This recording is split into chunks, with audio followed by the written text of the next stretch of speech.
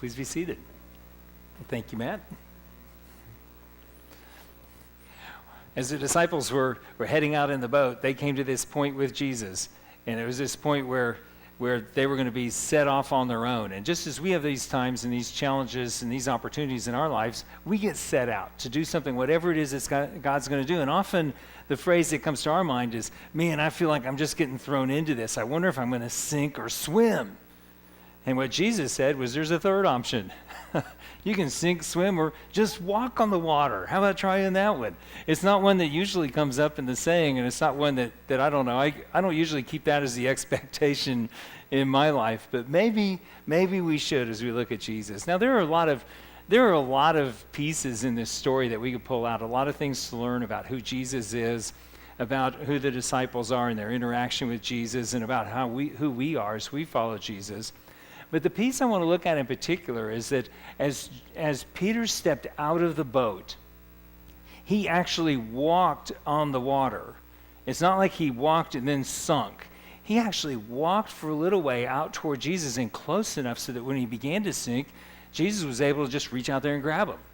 He was that close. He was that close to it. Also to point out that the water was rough. They'd been rowing against the wind. There were probably white caps out on the lake as they were trying to swim across. And the water's rough as Peter gets out and he starts walking on the water. So it's sort of like, riding the waves as he's walking on the water. And the water doesn't smooth down until Peter and Jesus go and get in the boat. And then the wind calms down and the water is smooth. There are places in our lives where we face the changes and the opportunities and the turmoils and the chaos it can seem like. And those are the times when God has an opportunity to show himself to us. Those are the times when it shows who we are, what we're made of. And those are the times when we witness the miracles of God and the signs and wonders of what God is doing as we step out of the boat into the chaos of the water. Now, Jesus didn't give this experience to the disciples just so they would keep it. And they go, oh, wasn't that a cool experience? He gave them the experience so that they would go and they would tell other people. Jesus sowed this into them so that they would go sow with others. And Matthew did that. He wrote down the story so that he puts it into our lives. The story of Jesus walking on the water now comes to us. The experiences of Jesus are sown into us so that we will sow them with others. Sort of like these seeds we've been watching grow for the last couple of weeks. I don't know how close these are to flowering and coming up to make seeds, but that's their purpose in life, to make more seeds. That's their job. And for us, Jesus sows into us so that we can share the experience of Jesus with others and let others experience Jesus. Today, I want to look at this account of Jesus walking on the water and inviting Peter out and extract five things that come out of this that can help us in those times when we're in the chaotic times of life, in the difficult times of life as we live with Jesus. What are some of the things that we can experience as we really follow along after Jesus? Now, we'll have some opportunities to experience Jesus every day as we live out for Jesus, but we have some that are coming up this summer. Anyone heard anything yet about Wednesdays in the Park? Wednesdays in the Park. To me, that looks a little bit like we're going to go walk out there and see what happens. It's not, maybe that we're not going to walk on the water to get there, but there's going to be something, what's that going to be like? So there's something as we see these 5 experiences of Jesus in following him as Peter walks on the water that can help us as we go out in mission, as we go out in with his purpose into the world. So here are the 5. The first one is we note that Jesus tells people to go. Now, we've got that, right? Go, make disciples of all nations. Well, here, Jesus said, just go to the other side of the lake. And they're headed out, the disciples, they're going. But what we see in Jesus' ministry of going is it's not just about going to a place. It's always about going to a people. And what Jesus tells us to do is meet whoever we meet there, wherever it is we meet them. And we're being intentional as we look toward this summer and as we look toward missions, that we're going to go someplace to meet whoever's there, to see what God's going to do in the midst of that. It's like following Jesus across the lake into the new place. We don't really know what that's going to be like. Paul talked about what he did in order to reach people wherever they were emotionally or spiritually or geographically. And if you've got the bulletin and there are verses there. And if you were to look at that verse in 1 Corinthians, you see that that's where Paul says that I came to people who did not have the law as if I do not have the law, so that I could reach those who do not have the law with the gospel of Christ.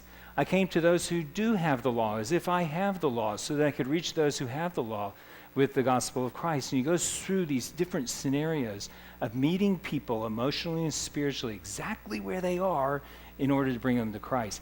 That's what it means when Jesus says to go, and he's sending us to go into the world to make disciples. A second thing we see in the lake event where Peter walks on the water is that it stays pretty simple. Well, other than that walking on the water thing, the instructions are pretty simple. It's row across the lake. It's get across the lake. And there the disciples are all night into the wind, hard as it is. They're just rowing and they're rowing and they're rowing and they're just staying at it. And they're keeping it simple. They're remembering this is what Jesus told us to do, and we're just going to keep doing what he told us to do. So they're keeping it simple. If you look at the text from 1 Corinthians, it's on the bulletin today, you'll see that what Paul says is that when he came to the church in Corinth, he didn't come with eloquent arguments and a lot of big words and all kinds of stuff. He just came with the demonstration of God's power, so that people would know it wasn't about any wisdom or anything of people, but it was the power of God that's revealed in Christ, and they would come and believe. So Jesus, we see so far in this, is Jesus tells us to go, and the example is keep it simple. Just do what Jesus tells us to do and keep it simple. We'll see that as we're out in the park on Wednesdays, so just keep it simple. A third thing we see is that as they're rowing across the ocean, the sea, the lake, multiple choice, so they're going across the lake, that it's a team effort. They're in this together. Everybody has a part in it, and everyone's doing their part as they're working across. I don't know, maybe they had some like in a row in the rowing. Have you ever seen where they're racing the rowing boats? And they've got somebody up front who's just keeping the rhythm on the drum, or they're shouting. They're doing maybe the disciples had one like that. Maybe they had one who was working with the sails. Then there were others who were rowing. Everybody had their part, and they came with the team, and they each brought their part, doing their very best. So the third thing we see is that it's a team. And when we look at what Paul writes about team and sharing Christ, we see that in this verse that you see in the bulletin, you'll see that it talks about how Apollos did one thing and Paul did another thing. One planted the seed, another watered, but it is always God who gives life. And they always point to God. It always points to Jesus, who is the life giver. So the team is a team effort, always pointing to Christ. Okay, go, keep it simple, team effort. A fourth thing we see are signs and wonders. What are two signs and wonders in the event of Jesus meeting them as he walks across the water? What are two signs and wonders in there?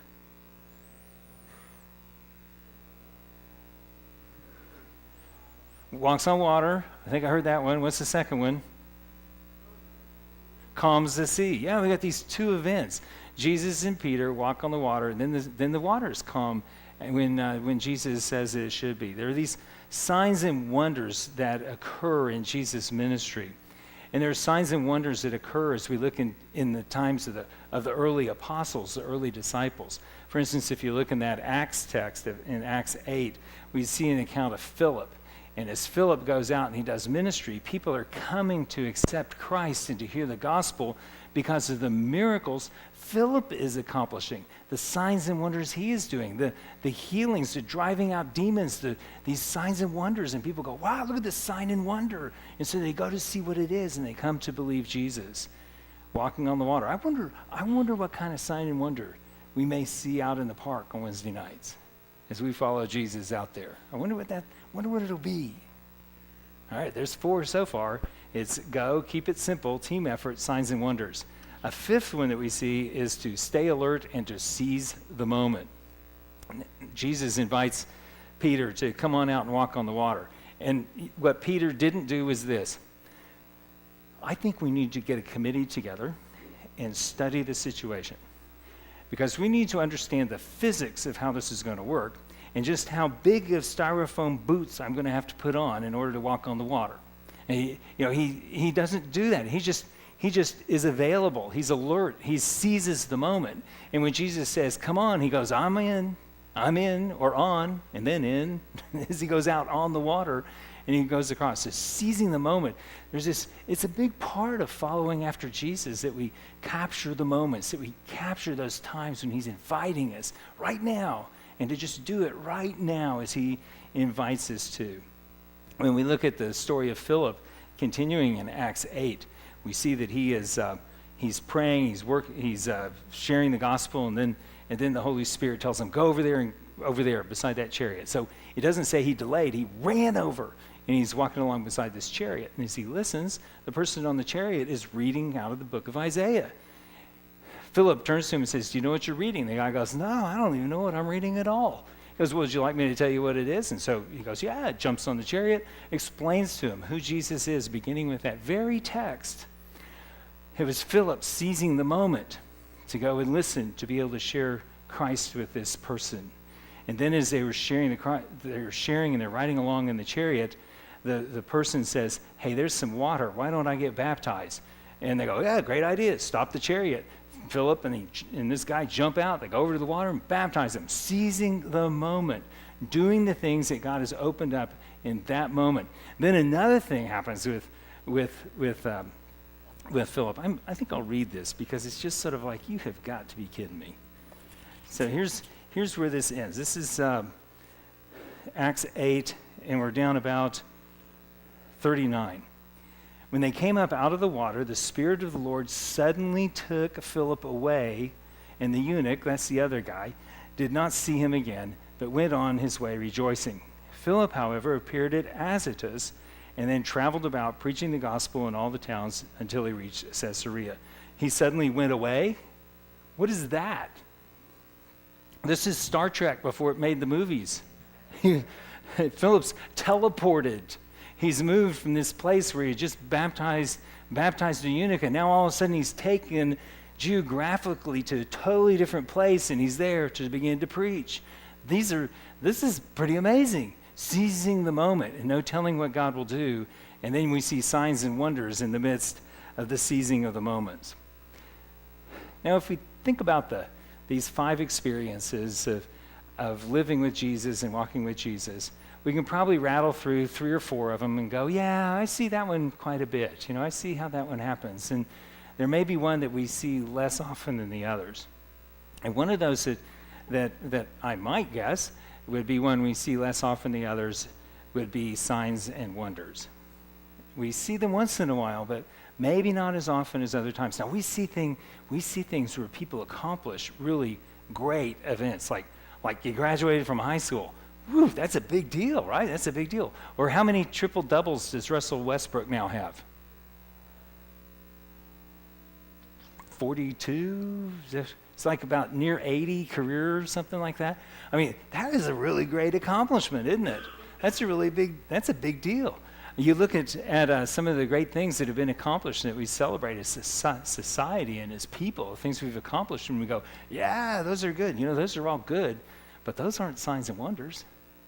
Those aren't signs and wonders because we can look at those things and we know that with the